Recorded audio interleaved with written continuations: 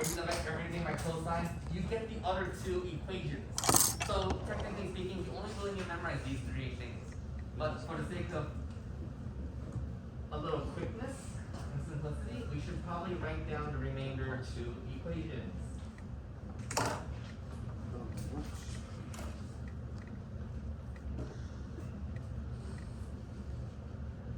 And there's something that actually is quite fascinating of how these equations turn out to what you're going to get in derivatives later on. So, we're still taking derivatives. That's like a lot of our topic of what we're focusing on, and we're going to do derivatives. I'm not saying you're going to take a derivative of this, but by the end of class, technically, you can't do derivatives of all three of these if you really, really wanted to. But we're not. That's not good. So instead,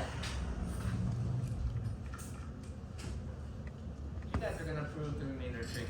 And I think that that's going to be very powerful because sometimes if you forget, you can derive it again. Okay? That's why I want you guys to spend time in class to do this. So, what I want you guys to focus on first. Let's first look at tangent. Now, we already know two trigs, right? Derivative of sine, derivative of cosine. Okay, we got two down. We got four more to go. So next derivative, I want you guys to figure out. I want you to figure out what this derivative is. But the thing is that when you stare at it, it's like, how do we do this? Do we need to go back to? Oh, I know what that is. Can you imagine this? No. Can you imagine this? Oh, isn't this so fun? No. Oh. No, so we're not doing that. Because now you're building blocks to actually calculate the derivative. Now, technically speaking, Your jacket. What? can you technically use this to figure out the derivative? Just But every proof, or most proofs, usually have at least two different ways of figuring out a proof, coming to a conclusion. It's like the Pythagorean theorem. There's actually like at least 5 different proofs of the Pythagorean theorem if one proof wasn't understandable. And there's another proof that can actually be true. So we're not going to do it this way. We're going to do something else. Can I change tangent into something? yeah. What can I change tangent into? Sine over cosine. Sine over cos? Okay, let's change that. Because it's an equivalency, right? Now, if I look at this and I say, okay, take the derivative of this. Can you? Yes. I hope so. Go for it.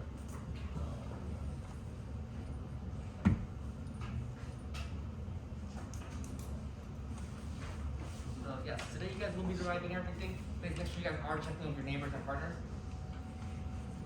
Take your seats next class. Oh, please, no, señor. Dude, what the hell? Señor, no. No me gusta.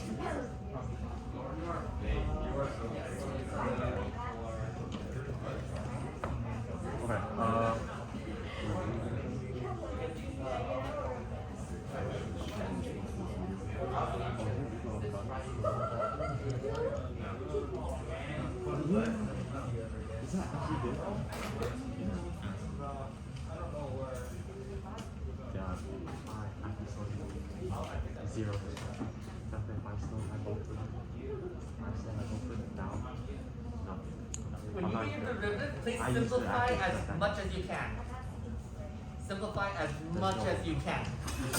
Because if you guys don't simplify all the way, your derivative is actually very painful to memorize. So I'll show you the simplification after this. Yo, I'm just that guy. I don't know if you can. I'm just that guy.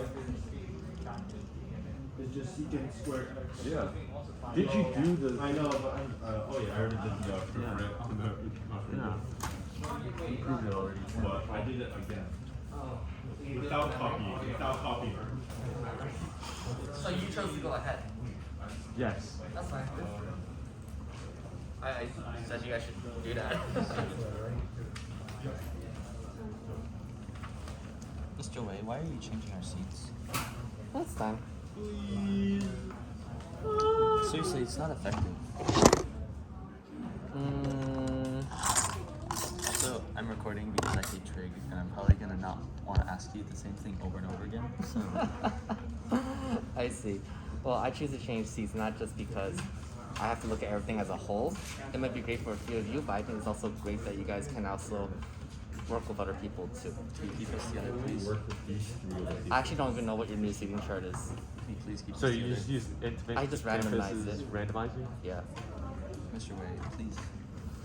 To be honest, you guys can actually get your choose your last seating chart. So Wait, what? you guys get to choose your last seating chart and December seating chart. Really? Yeah, because we're studying in December. This is a college class. Why don't we get to choose our seats? You're still in high College school. class, you get to You're choose still in your high seats. school. Yeah. You're still You're still in high school. So you're gonna take my phone when I go to the bathroom too? Yes, you will. Yes, you just need to leave your phone on my desk when you use the restroom. So stupid. Unfortunately, that's the school rule. Now. Okay, you guys got a derivative for this. I didn't know that. You're showing Alright, so my curiosity is what derivative did you guys get? Secant squared x. Okay, does anyone need me to show you how to get that? Please. So You can show it. I can show. Why? Okay, so to get secant squared x, we have to take the derivative of sine x to cosine x, and then we subtract it We'll with just get rid of these two. sine x times cosine x, No. and then take the derivative of that. No. All divided by cosine squared x. You guys get this? Alright, so if you were to take the derivative of sine x, you get cosine, right? So this is cosine squared x, if you combine these two, minus sine x and cosine x. What's the derivative of this cosine x over here? Negative sine, and that makes this positive sine squared x divided by cosine squared x. But what's the multiplication kind of use on the numerator? Correct. Now, you could say that the derivative of tangent x is going to give you this, but this is just such a pain to memorize. So simplify it to secant squared x, and that would be your more direct derivative. So in your book will also lay this out, that this is actually your derivative over here. Okay? Your derivative is that this one right here.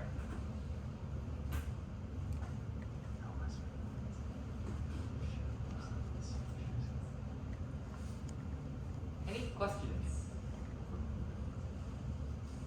So that's okay? Alright. So what's fascinating is that if we really wanted to, I could ask you, what's the derivative of this one now? Don't actually do that. Don't actually do that.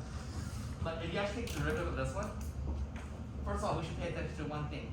You need to use the chain rule that secant x is the inside function in this situation. Okay? So for me, I try to write the power right here. I try my best not to write the power over here. Or, another way to write this is, this way is probably the safest way to write the trig functions. So it reduces confusion. Okay? We'll talk about why it's confusing when you put powers over here for trig. It's a mess. Okay, our next derivative then. So we're gonna transition then. What derivative do you think I'm gonna ask you of next? Oh, fuck. CSC. Cosecant. You can, but I'm just gonna ask for secant. Only because we kinda, if I ask you to take the derivative of this one, right? Then you need to know the derivative of secant to take the derivative of this.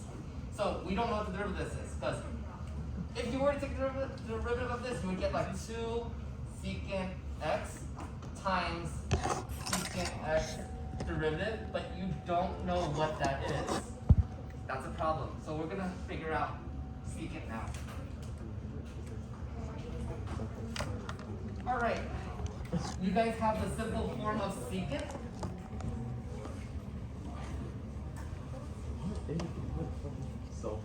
Until you find the derivative of this one. Oh my gosh.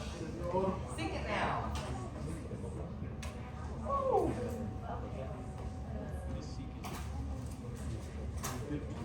One over cosine.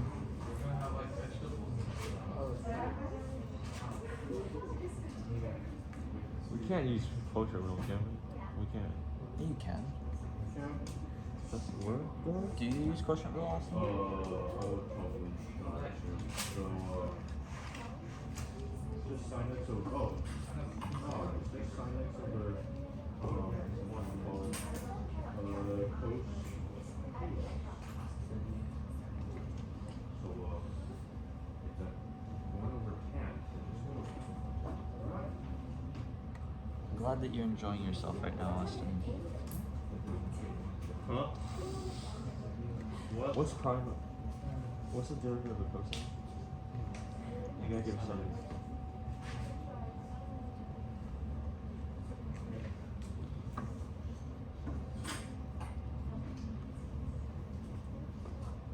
Wait, 1 derivative of 1 is 0, right? 1 is nothing. So it's just sin x. Wait, how do you move it from 1 over cosine x to something? Oh, I know. Did you use quotient rule, Austin?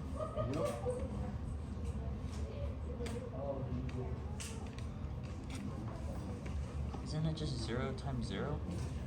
Nope. Oh wait, Austin. What is the derivative of 1? It's nothing? Nothing. So it's 0 One times... is still a constant, right? So what's the derivative of a constant? It's still 0. Found it. So it's 0 times cosine? When you use quotient rule? So like Yeah. 0... Secant x times tan of x. Right? Doesn't this just cancel everything out, though? Not everything, because remember, quotient rule has a minus, right? Secant x times sin x. Secant x times Because tan of x. sine over cosine is tan. Tan of x. 1 over cosine.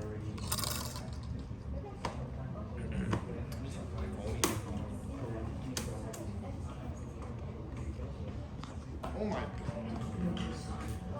I don't want you fucking squiggles. I saw the time in the video and it's just like... What? Easy. What?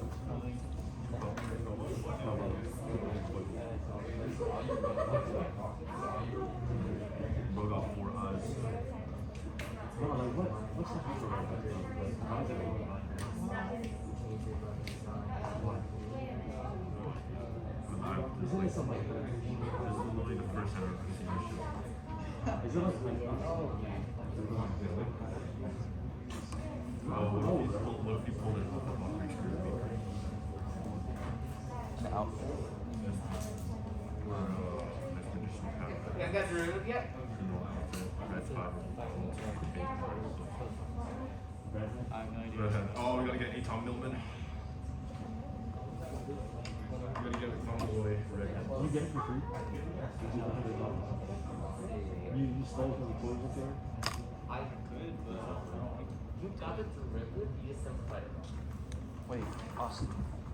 Is this how you did it? So it's plus sine x. So Yeah, basically yeah. this, Crazy. okay. He's right. So technically this converts to just 0, and this is minus minus, this is turned positive. So that's just You don't even have to do that. Just say sin x over. sine x over cos 2x. Okay, what you guys get for this one? That's super. Secant x times tan of x. Yep. So which method did you guys use? Quotient rule. So you guys use the quotient rule, right? What if I wanted to be a rebel one and say I'm gonna use the power rule? What? But is it really hurting? Because technically this is just cosine x to Oh. the negative 1, right? Is this really hurting? But this... Negative 1 cos. Austin, So this would be what? Negative 1 cosine just split it x up? to the negative second power Did you just unfactor this? times what? Negative sine x. So what is this really looking like? Negatives cancel. You have sine x Oh, over there's a 10. cosine x That's confusing. squared. So is it really hurting that bad? What? It's pretty smooth of a transition if you actually convert the form. Now I'll still show you the quotient rule method, but you should have gotten this with the quotient rule still, correct? If you did the quotient rule correctly, you still should have gotten this. This means that you have sine x over cosine squared x. So that means that we have sine x and cosine x, and you have 1 over cosine x. Sine over cosine is tangent. 1 over cosine is secant, right? Wait, What? How did you get that? Tangent x, secant x. This is your official derivative for secant. So what's really interesting is that, notice that for secant, it's, well, you guys will have to eventually memorize this, but if you actually think about it, you see how quick this method was right here? Just to obtain a solution, if you forget the rule. So that's the power of like deriving everything. It's why I teach you guys everything from scratch. It's so that if you forget something, because I know how much you guys have to memorize. Trust me, I know how much you guys have to memorize. I've been there. I don't have to memorize it anymore because I'm not the one taking the test. Yes? Why did you multiply as one over? Oh, because it's just sine, the same as sine x over cosine squared x. Sine x cosine, because there's two cosines. Oh. So if you multiply them together, you'll get this split. And that's the simplification part I was talking about. Well, you guys kind of already saw the quotient rule route, right? Where you should have like the derivative of 1, which is just 0. So the one section actually cancels out and gives you this. So you can always be versatile with like whatever rules that can work and apply you can use. You don't have to always stick to just one way and stick to just one method of doing things. Like I actually prefer this method a lot more because like what did I really need to do? I only needed to know the chain rule. I didn't need to actually know the quotient rule. It's a great bypass. Okay, anyone want to guess what the next derivative I'm gonna have you guys do?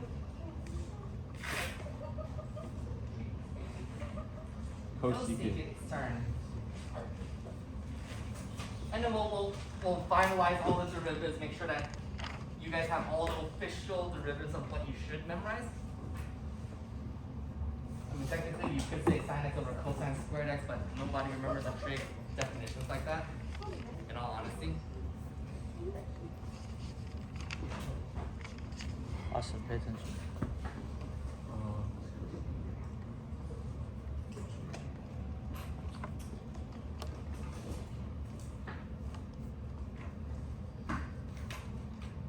I'm scared this is actually making sense. I'm like stuff over the summer. So are we finding y equals cosine? We can't. So if you guys really wanted to, try the new trick I showed you guys. Or use quotient rule, it's fine. Like, it doesn't matter which method you use, they're both calculus methods.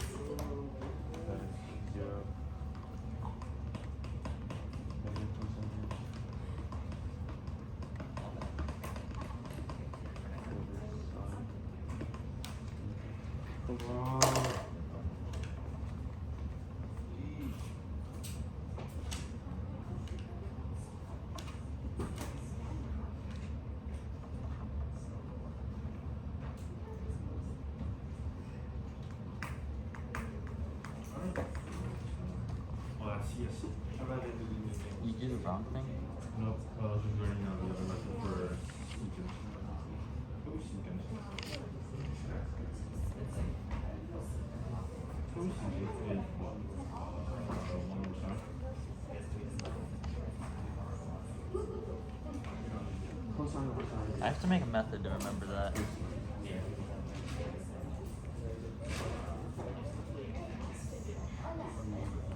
Yeah, negative cosine over sine is negative cosine.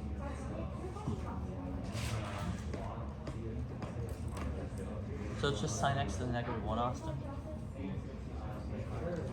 Right? So you can just do sine x to the negative 1, right? Oh wait, I didn't do power rule.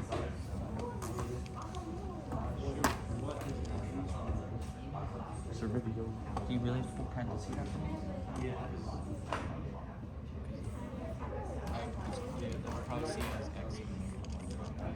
Oh, so it's sine negative 1x? Like that? What is 1 over sine CSC? 1 over sine is code.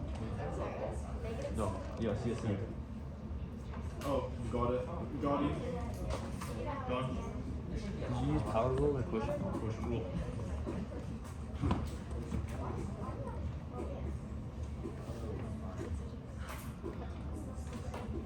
Alright, are we gonna have a derivative of cosecant yet? Yup. The cosecant. What's the derivative of this one? Negative CSC x times cot. Good. Negative cosecant x times cotangent x. Did you guys get that? Can you do it? Which method do you guys want me to do this time? Do you guys Power. want me to use the quotient rule or do you guys want me to use the chain rule? Chain rule. Chain rule. Okay, let's do chain then. This one is the same as sine inverse then, right? Sine inverse? So again, we're going to chain it. Sine is, we're going to treat sine as an inside function. So negative 1 sine x, negative 2 times cosine x. So sine to the second power, negative second power, the same as 1 over sine squared. There's no negative that cancels out. So you should actually get cosine x over sine squared x. This one's the other way around now, right? It's now cosine over sine x times 1 over sine x. And we can simplify each factor, right? This one here is cotangent. And this one here is sine is cosecant.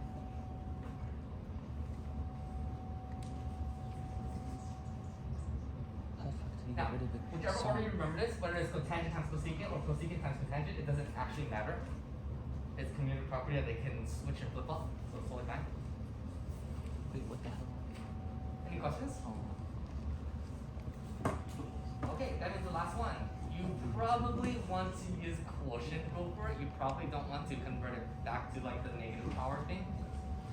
This one was nice because this one technically didn't really have a, the numerator was 1, so it made things a lot easier. But the last derivative is cotangent. That one does not have a 1. So cotangent is your last one of derivation. Yes. So take the derivative of cotangent and let's see what you get. Yeah, it turns out this derivative actually is not horrendous. Cotangent times cosecant x. It should simplify to something. I'm gonna write down all of the derivatives.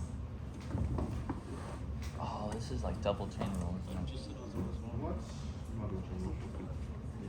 Or not double derivative rule. I or would probably use quotient quotient rule. rule for this. Yep, that's what I'm doing. I tend to use product rule when like you have a numerator of 1 or something like that. That's when product rule is very nice. What's the Sorry, not product rule, chain rule. what's the derivative of tangent? Derivative of tangent is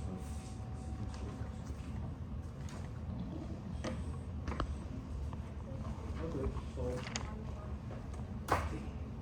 Wait, sine is what over what? Oh no. Tangent is what over what? Tan is what over what, Austin?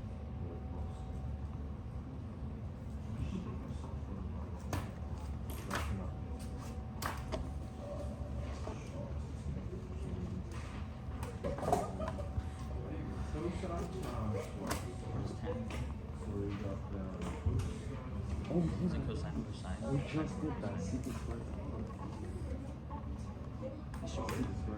Is tan cosine over sine? Wait, tangent? Yeah. Is it equal? Tangent is sine over cosine. And the cosine is just reverse because it's tangent inverse. Yo, pause. What? Wait a minute.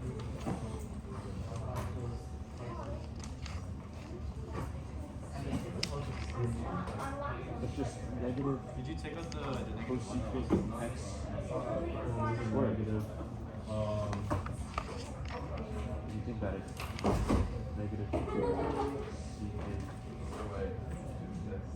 negative secant x like secant x, right? Is it just negative CSC?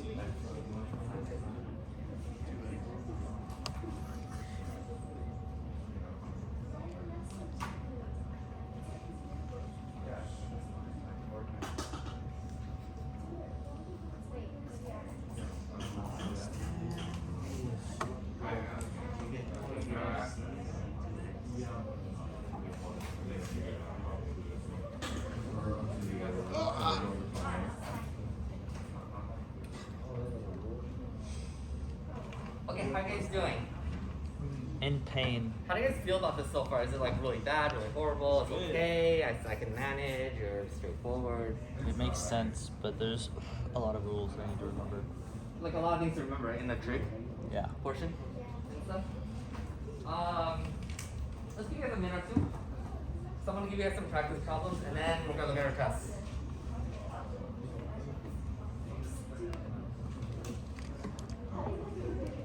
Wait, sine just goes to cosine.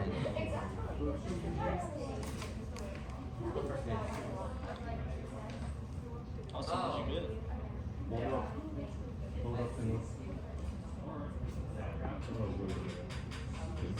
Because secant over tan is cosecant. Okay. I think that's adequate time, right? Sure. You guys okay? Is this Alright, Lauren, what do you do? what, trig derivative should This you get? negative sine squared x. Negative cosecant squared x. So if you're actually able to derive all the trigonometry without much assistance, that's actually pretty good. And technically speaking, like you guys actually are able to build and derive this just from the basic building blocks. So the more you can like not rely on memory, the better. I mean, if you do enough of these problems, you have them automatically memorized, and there's a trick to memorizing it. Do you need me to show you the proof of this one? Yes, please. Yep, I'm gonna use quotient rule for this one.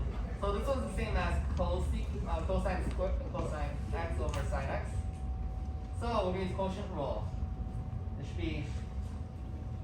Is it okay if I skip steps for a quotient rule now? Yeah. Yeah, you guys can tell I'm kind of tired of writing the derivatives every time. So derivative of cosine is what? Negative sine x, and this is gonna be multiplied by sine x minus. You have cosine x. What's the derivative of sine? Cosine. Cosine x. Divide all this by sine squared. Okay, multiply these, you get negative sine squared x minus cosine squared x divided by sine squared x. Okay, from here. This is where you have to use the trig a little bit more, because what does the top kind of look like? The top kind of looks like this one. But if I multiply everything here by negative, then this would be negative 1, right? So that means your numerator should be negative 1 in its simplification. Because if I multiply this like negative, negative, negative, then negative sine x squared minus cosine squared equals negative 1. So that's negative 1 here, and what's 1 over sine? That one is, where is it? 1 over sine is this one, cosecant? So this is going to be negative cosecant, that's weird s, but don't worry about it. Squared x. Is that what you got, Austin? So let's lay down all the trig derivatives and see if you notice some kind of pattern to help you memorize this if you don't want to go back and derive this. Okay?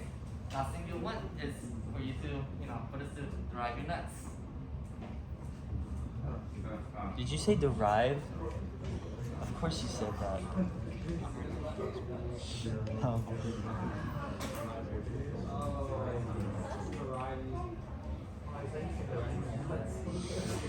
No, I did not. Mr. Wei, I was disappointed. Your jokes were actually going to be funny if that's what you said.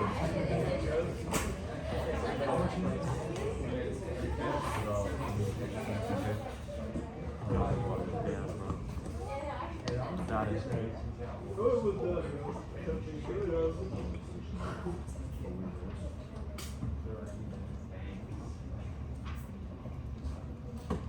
Okay, let's lay down all the trig rules now. So sine, we already know first, right? Cosine x, negative sine x. Okay, tangent was secant squared x. Cosecant was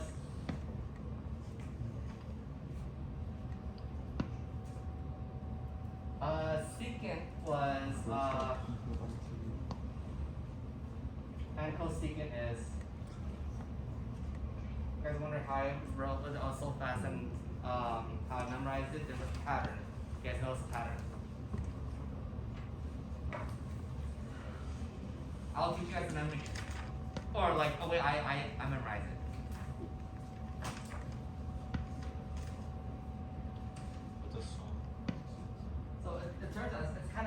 saying that, like, when you're looking at these three, they all start with C's, right? They're all negative.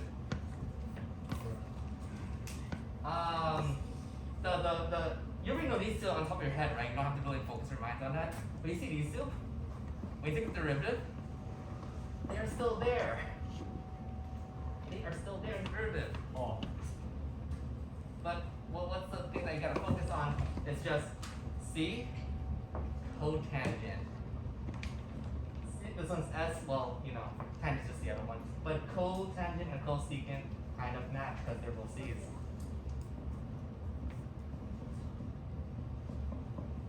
And the rest of you guys can formulate, right? So that's, once you kind of get the idea of how to memorize these right here, you see that tangent and secant are kind of interlinked. Cotangent and cosecant are also interlinked in some way, shape, or form. That's the way I look at it to memorize it. It's how I know which ones are negatives, how I know which ones are which. And also, when you notice me writing, I did not write things in order from top to bottom. I wrote things in different orders because that's how my brain memorized it in that order. Because it's easier to transition from one to the other to the next and so on. Alright, so like you guys saw me jump from here. You guys saw me jump all the way to the bottom all of a sudden, right?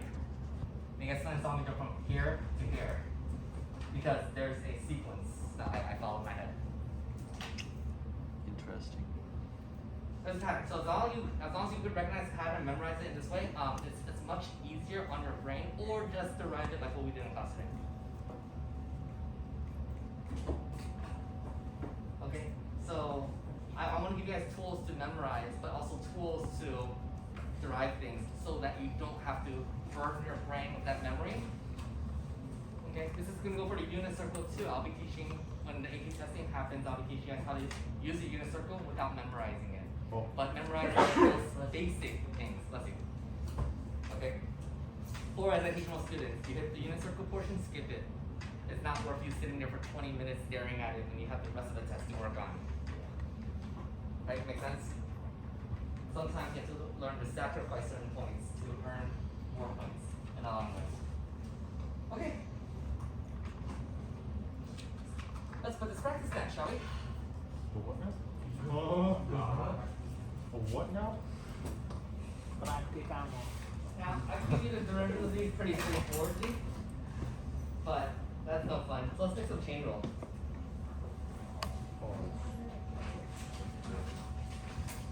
You guys are stuck with the chain rule. In fact, you guys are chained to it.